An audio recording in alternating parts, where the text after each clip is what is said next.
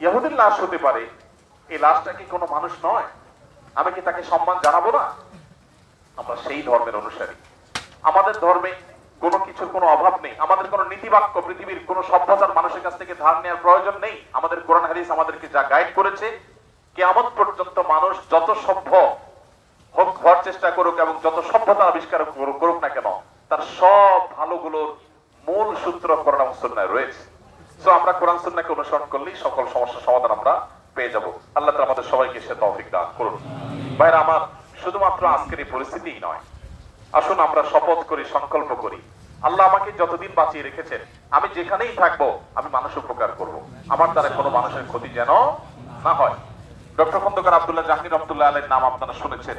ইসলাম বিশ্ববিদ্যালয়ের কুষ্টিয়ার প্রফেসর ছিলেন।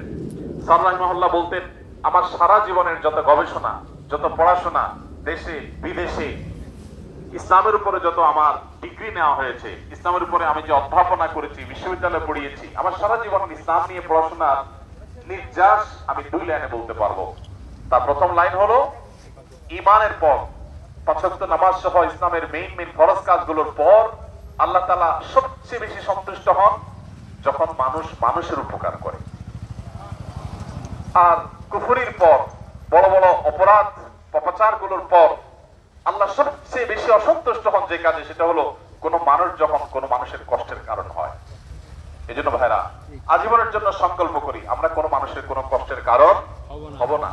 আমি কলাটা খেয়ে খোসাটা রাস্তায় ফেলবো না, কারণ সেটা একজন মানুষের আছাড় খেয়ে পড়ার কারণ হতে পারে।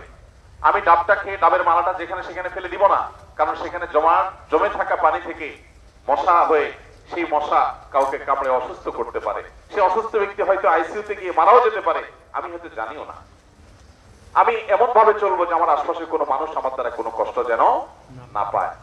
আমি বিশেষ করে তরুণ বন্ধুদেরকে বলতে চাই, এখানে বেশিরভাগই আমাদের ছাত্র ভাইরা আছেন, তরুণরা আছেন, তারুণ্যের এই সময়টাকে নিয়ন্ত্রণ করা অনেক বেশি জরুরি। আমরা গায়ের জোরে কারোর প্রতি কোনো অবিচার করব না। আমরা হয়তো কয়েকজন মিলে একটা শক্তি অনুভব করি, এই শক্তিটা আমরা ভালো কাজে ব্যয় করব, আমরা কোনো মন্দ কাজে ব্যয় করব না ইনশাআল্লাহ। আল্লাহ তাআলা আমাদের সবাইকে সেই তৌফিক দান করুন।